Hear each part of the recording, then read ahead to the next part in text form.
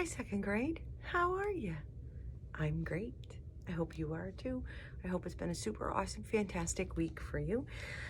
And I'm ready to move on and share this week's story that you heard a little bit about when we looked inside our treasure chest. But the title is Planting Stories. The life of librarian and storyteller Pura Belpre. Can you plant a story? No, not really in the dirt. You can plant seeds. Sometimes big people will say you can plant a story. That means start one, give an idea. I love the inside artwork of this book on the back side of the cover. Words by Anika Aldumai Denise and illustrations by Paula Escobar. And the copyright of this book is 2019. Sometimes, remember, if you look in the teeny tiny writing where it tells us the book's birthday, it will say what the illustrations are made of, but I don't see it. Oh, it does. The artist, Paula Escobar, used Photoshop to create digital illustrations. So the illustrations for this book were made on the computer. It is 1921. Pura Teresa Belpre leaves her home in San Juan for a visit to Nueva York. Words travel with her, stories her abuela taught her. Cuentos folclóricos, Pura retold in the shade of a tamarind tree in Puerto Rico. Now, I don't speak Spanish, and sometimes in the back it'll give a little glossary of what the words mean, but I think we could figure it out together. Nueva York, New York.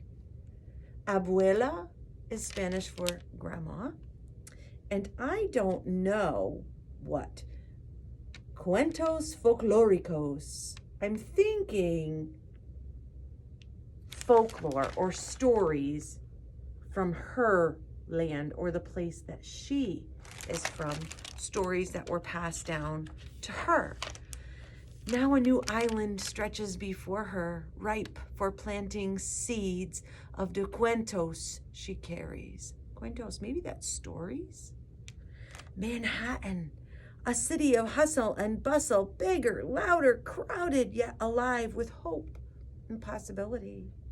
What began as a visit to celebrate her sister's wedding becomes the first steps in a new land.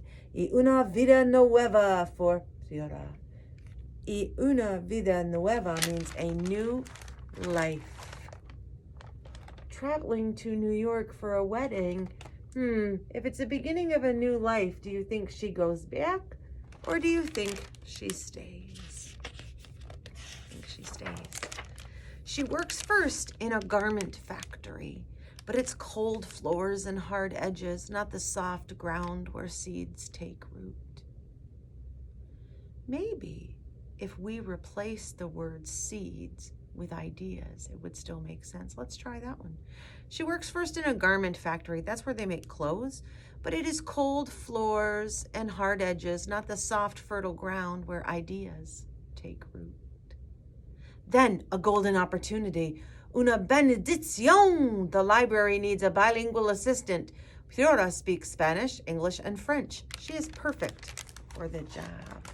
So if you're doing something that you don't like Pura, who was working in the clothing factory, it's hard for her to use her imagination.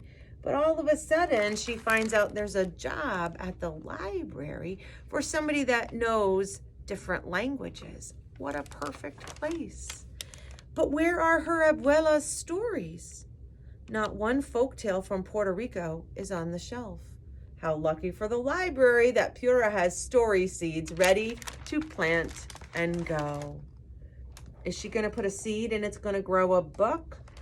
No, she has these stories, and if she shares them, more people will share them. You plant one seed, maybe more will grow. In the children's room, she lights the story hour candle and begins. Her eyes dance. Her voice sings. Do her eyes really do a dance? No. Does her voice sing? It might. Do you think it means she's happy or she's sad telling stories? I think she's happy telling stories. Pura's words paint a picture of a little house with a round balcony where Martina, a beautiful Spanish cockroach, meets Perez, a handsome and gallant mouse. Okay, I'm gonna try this in Spanish. Are you ready? El ratoncito Perez and y la cucaracha Martina, a tale from the tamarind tree. Gosh, good thing Mrs. Johnson does not teach Spanish. I would not do a very good job. When Pura's story is done, each child makes a wish on the candle, and with a wisp of air, whoosh, la vela is blown out. Candle is blown out.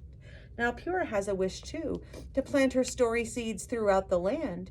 Pura learns to make puppets. She snips and sews their clothes and paints their delicate faces.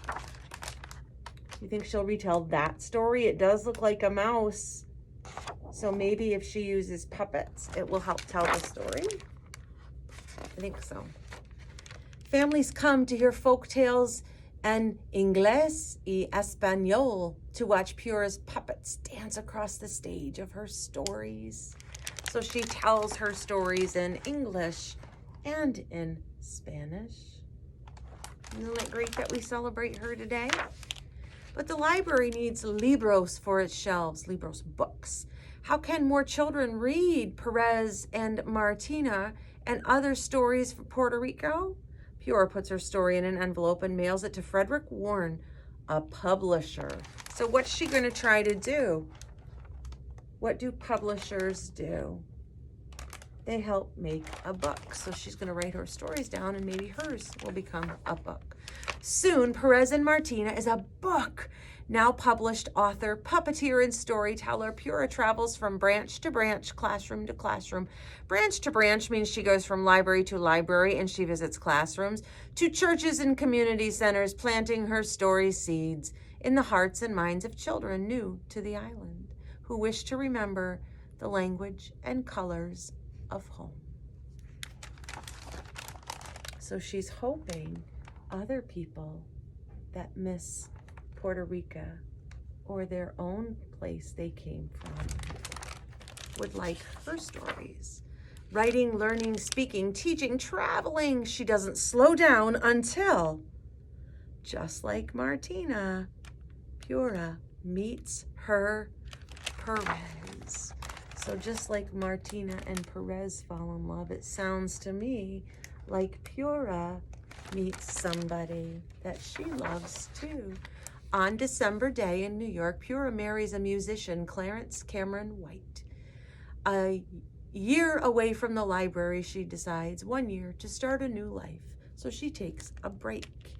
But a year stretches on. Together they travel to new cities. Clarence plays his music. Pura tells her stories.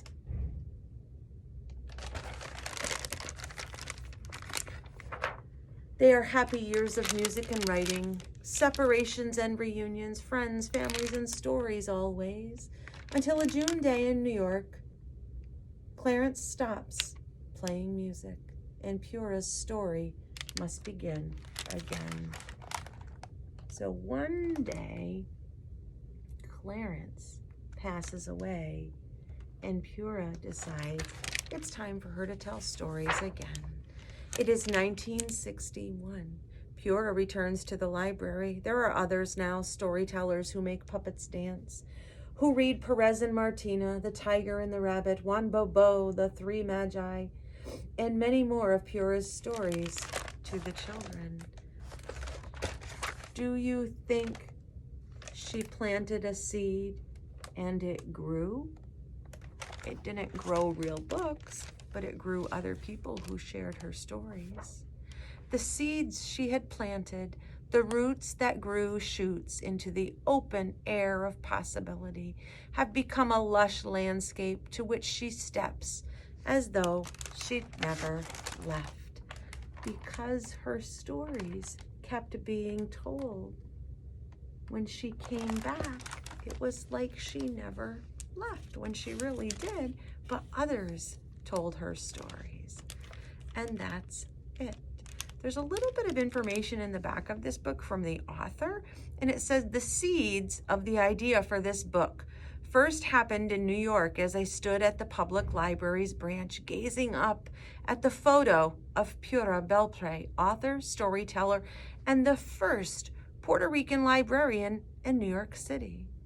Seeing the larger-than-life image of this remarkable woman I had admired, I was proud, for her photo brought to my mind my family who migrated or came to New York from Puerto Rico. And the story goes on. I'm not going to read it all, but maybe I'll take a screenshot and add it to a slide if you'd like to read it with a big person. It does say that she received an award from the New York Public Library, and now each year, like we talked about at the beginning, her books that honor her heritage win the Pura Belpre Award. I'll try and see if I can find some of those books, maybe find a read aloud of one of them.